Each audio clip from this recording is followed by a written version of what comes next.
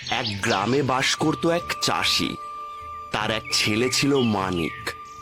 মানিক ছিল হাদা ভোদা, যে যা বোঝাতো তাই বুঝতো। একদিন চাষি সারাদিন কাজ করে রাতে বাড়ি ফিরছিল। এমন সময় হঠাৎ সে দেখে একটা বীজ চকচক করছে। কি ব্যাপার? এই অন্ধকার রাতে চাঁদের আলোতে ওখানে কি চকচক করছে? দেখি তো গিয়ে।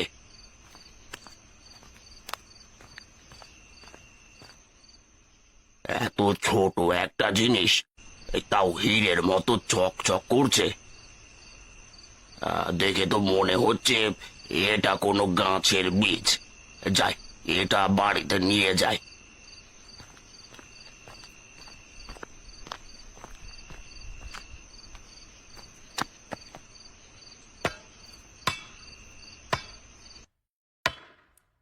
কে কে ওখানে?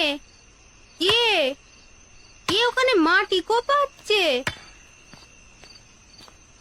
ও তুমি?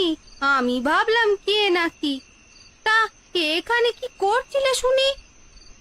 ও কিছু না, একটা বীজ লাগালাম। কি বীজ?